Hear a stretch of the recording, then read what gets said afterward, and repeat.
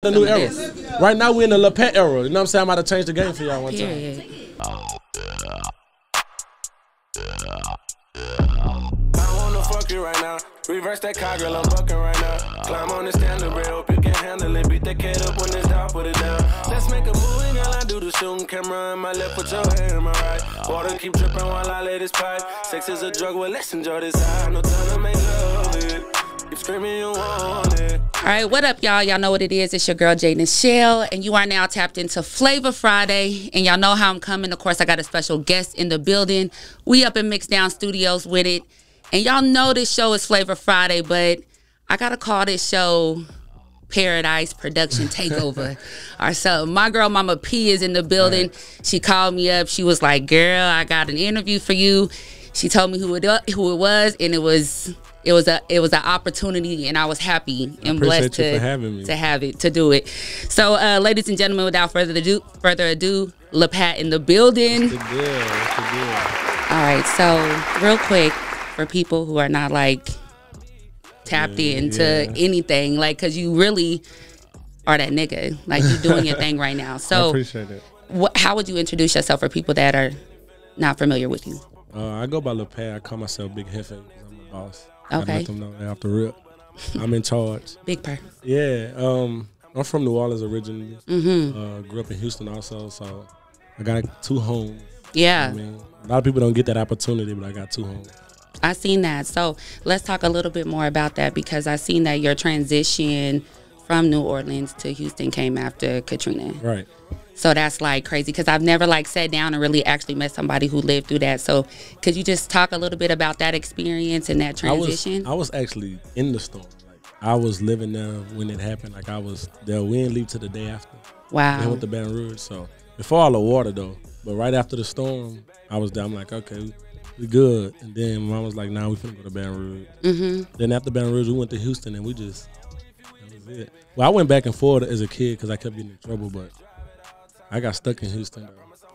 Like, I can't even imagine. Like, I seen that you got a little bit of trouble. Yeah. You got in a lot of bit of trouble, right? A lot of bit of trouble. Was it like 9 years? 8. 8. Yeah. Okay, so we gonna get into that a little bit, but can you talk about what it was like growing up in New Orleans? Early years before Katrina, I grew up in church. You know what I Okay. mean? So it was more so Bible study, choir practice, Sunday service. You know what I mean? So I ain't really just see much. I used to have to sneak and listen to Lil Wayne Okay. when I hear it. But growing up in my grandma's house, I ain't really hear a lot of rap music. Mm. It was either R&B or gospel. Yeah. So singing was just like stuck with me. But once the storm happened, I got introduced to a whole new world. Was that like more so in Houston? Baton Rouge first. Like, we was in Baton Rouge for like 2 months. Okay. And that was just enough, because like I have family that, like, my family line is from Baton Rouge. Okay. Blackman. So once I got out there, they, cud. They real country out there. So Right. Cud. And then I got to Houston, and it just was like Harlem to me. Like, Okay. it was just big buildings, long highways. You know what I mean? So many lights. And it was just like, okay. You know what I mean? And Yeah. I'm one of those, even as a kid, I was like a big, like, in my head thinker. Mm-hmm. So I didn't When look your at it birthday? like December 30th. Was that Capricorn? Yeah. Okay. Okay. My son, a Capricorn. It's starting to all make sense. Yeah. The trouble and shit, it's all starting to make sense. No, But I'm kidding. we turned out great though. Once we get to clean our I race believe board that. off. No, I believe that. We just got to get through the little roughness. Yeah. We're the real diamonds in the rough. Period. And then but when I got to Houston, it was just more so everything went fast. Like, I felt like I was a little late. You know what I mean? Kids was already way ahead of me. Like, not even just like as far as streetwise, education-wise. Like, Okay. everything was like I was a little behind. But me being me, like, I'm a challenge, so I had to keep up. Okay, so paint the picture for the people. Baton Rouge, you're about how old at this time?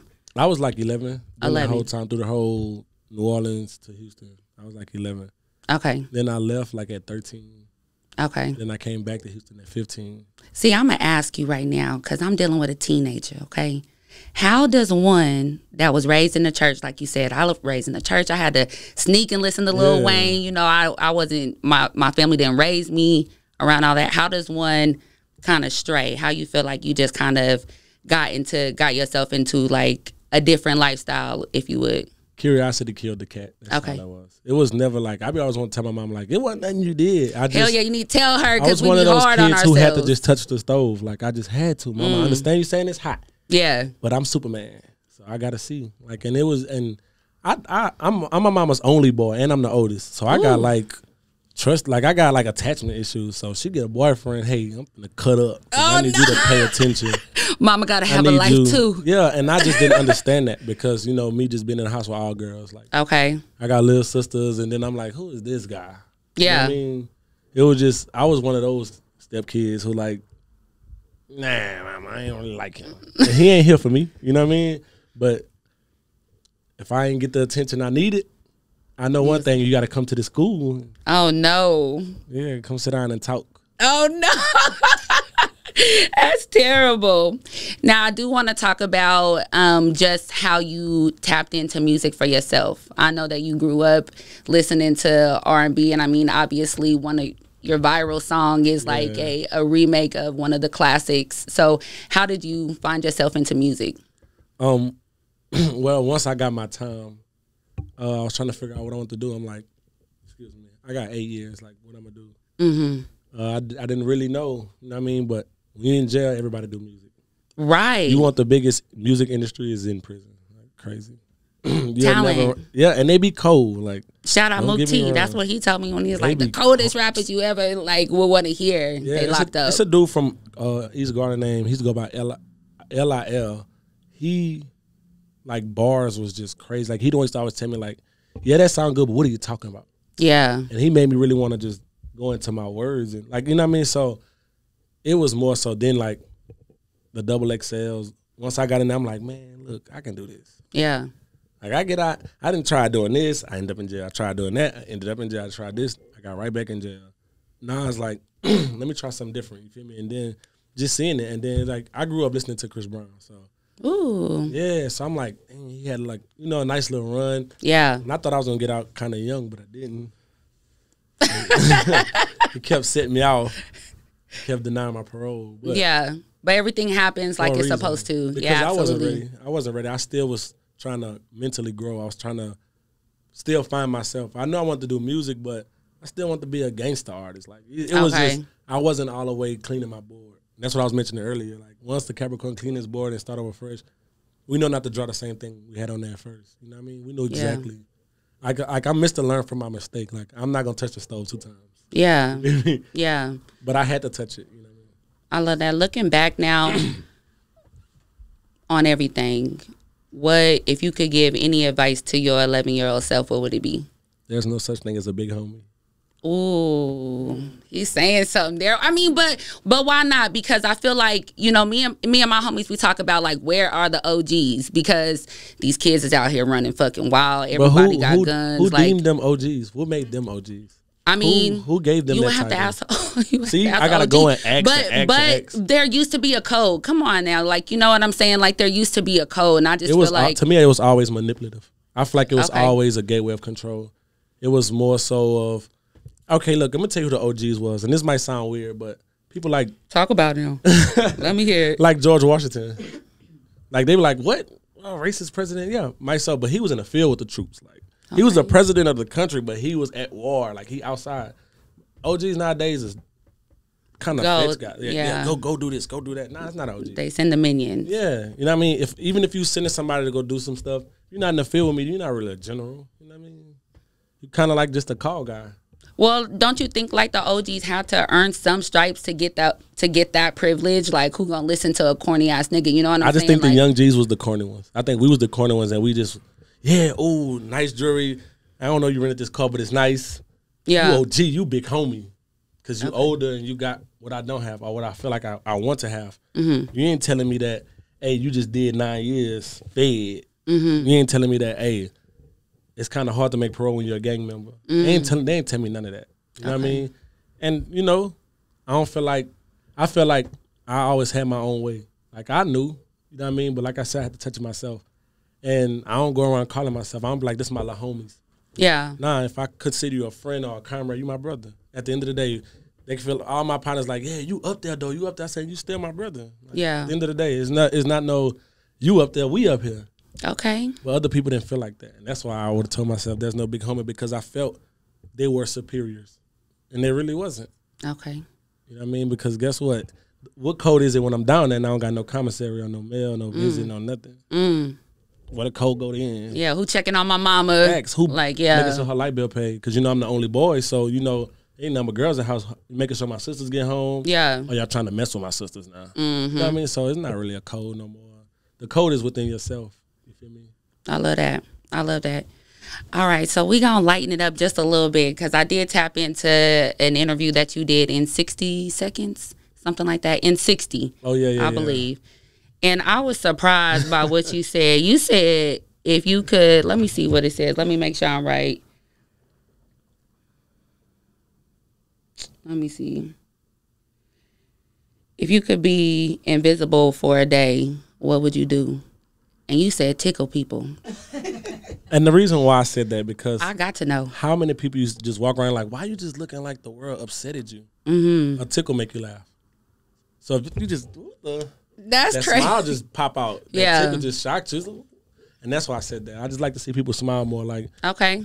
It take too many muscles in your face to frown. Yeah. And I'm just a goofy person, so I'm smiling all the time. So if I'm around you and you just got this stale face, hey, Mama P, can we go on this side? Because bro giving me just weird, like, I don't know if he ain't pay his rent, but I'm feeling it too. I'm feeling that same energy. You need to smile a little bit. Yeah. So that's why I would tell people go to the booty club.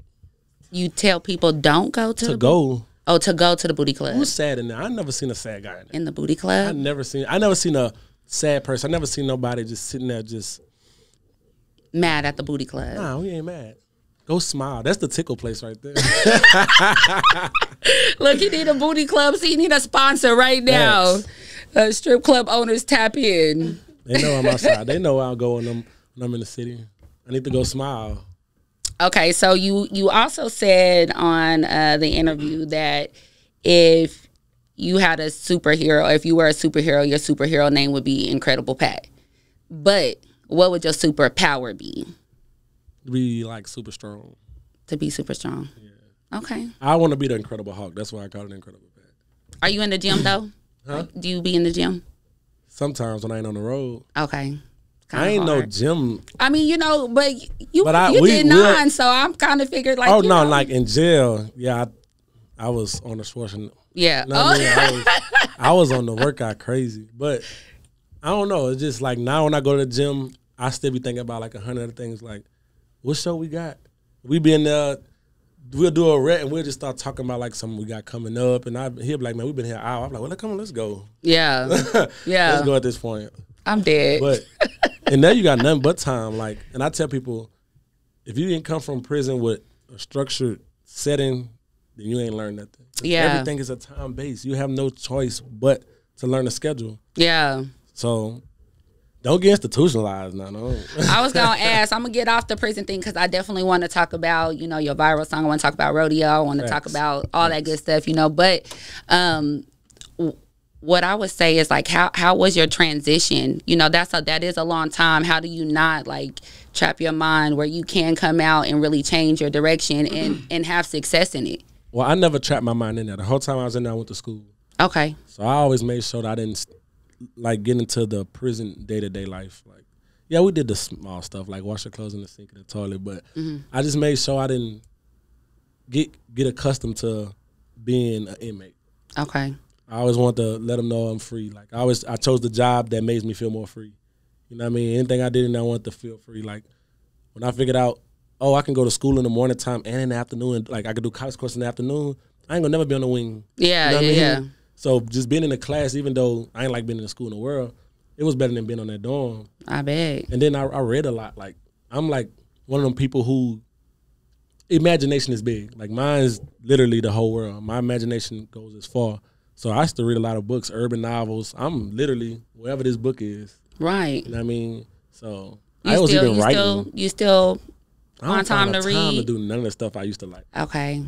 I wish. I might have to get like an audio book or something. Well, you chasing it right now. Yeah. And you doing your thing. I'm writing a book, literally. Are you? Yeah, right now. Can we get the title? You got the title yet? Yeah. What's the title? The Life of Jefe. Okay. It's like being written right now. Right now, as we speak. Every time he pick his camera up. Okay. Look, the camera rolling. Let's go. All right, so I want to get into rodeo because, wow, you know, it's a really competitive market right now. It is not easy to go viral, but I want to know, what was the plan? Like, was there a marketing plan behind it? Or you uploaded how So did I it did happen? have a plan. Okay. Even though it didn't go as planned, but I did have a plan. It was like I was at my breaking point. I was humming a chorus on live. I actually wrote it in jail. Okay. And somebody was like, "Yeah, they need to make a song out of that." But I think they thought I was singing the original song. Okay. But I was singing my chorus. Like I was just humming on live playing. You know what I mean? And when they said it, like I went home. I'm like, this can be it. Like the original name for it was Pony. I actually used that name. And I'm like, yeah, I can get some girls that getting the cowgirl. Like I had like the vision. I'm like, yeah, this is gonna go crazy. Like this is easy. But what I didn't expect, what I didn't expect was TikTok. I didn't expect that. That was the lifesaver right there. Yeah, let's talk about the numbers real quick. So over 100K creates, 75 million plus views, 9 million engagements, and counting. Yeah. Like, so where were you when you found out like your song is viral on TikTok? I was doing roadside. I was working for my manager. Roadside, like driving roadside assistance. Yep. Okay, so. And they called me like, man, you know you going crazy on TikTok. I'm like, what? Nigga, I don't be on TikTok. Mm-hmm. Like I don't be on TikTok like that. So I don't I'm either. like, not yet. I'm trying. I watch Instagram Reels, so I don't really just see the stuff on TikTok. I be stuck right there. Like I might go to TikTok if I feel like I have to go see something. Mm-hmm. They like if you send me something and it's on TikTok, then I'll go see. But right. I don't stay on there because I don't got no messages on there. I don't got right. no real notifications. So I'm gonna just go right back to the gram. Right. But I go check and I'm like I'm looking at my Instagram. I'm like, no, it's not viral. What are you talking about? Yeah. Like you know what I mean? Yeah. I still got 64 followers. You talk about viral. I didn't, and I was like she hit me back like 10 minutes later and like go type in your song on there. Yeah. I typed in my song and I was like, dang, I just uploaded it like a month ago. That's crazy. And I had like 9K videos. Yeah. Of other people like, and it was a certain dance and it was like going crazy. So I'm like, I hit the creators up like, hey, we need to push this. Like, I don't know you, you don't know me, but we can capitalize off this. Right I love that. And we did. We went crazy and my life ain't been the same since. Do you know the dance? Do I know the first dance? Yeah, like the. You know it's two. Well, I done seen all kind of remixes now. Like no, it's people like kind of literally just two main dances. Like it's one to my part, then there's one to the Flo Milli remix. right. So do you know either?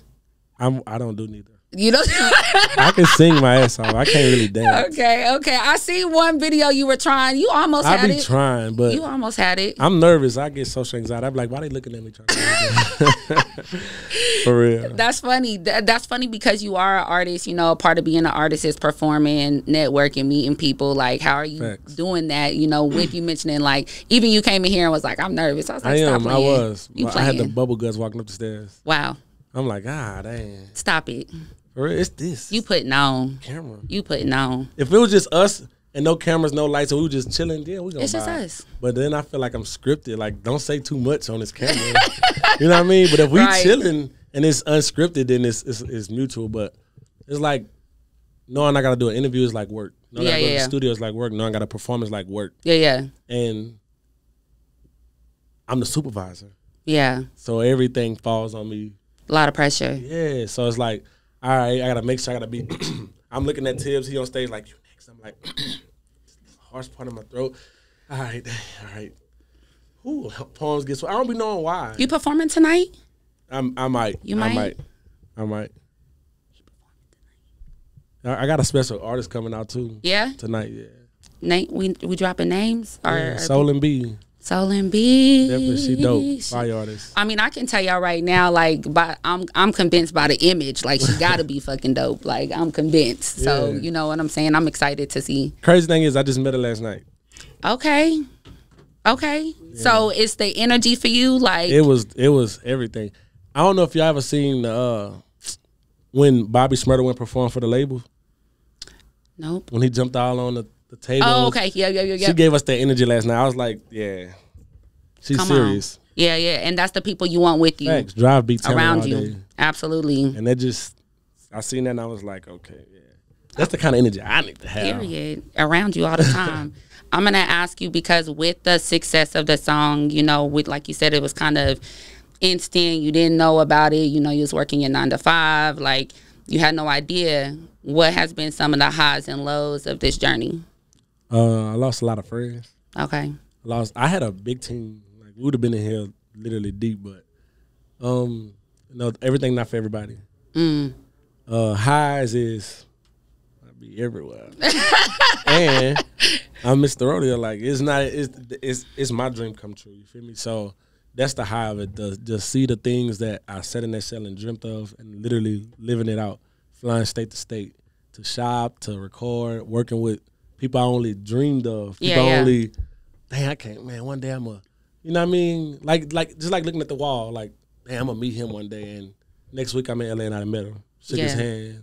We didn't chill and smoke the blunt together. Yeah. You know what I mean? So that's the highs of it, and just really like gaining relationships that I don't feel like I'll never lose. I love that. I love that. All right, y'all. So one last question here before we go. Y'all know how we like to do it on Flavor Friday. Give me 3 words that you would use to best describe yourself. Phenomenal for sure. Okay. Driven and sexy. I had to add some flavor. Period. I had to add some flavor this time. I had to change it up. Yeah, I love it. Facts. All right, y'all. Y'all know what it is. It's your girl, J.Nichelle. Until next time, Flavor, we out. We out.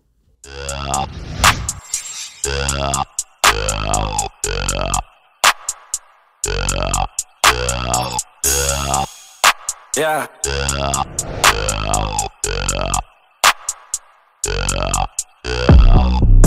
Fuck you right now.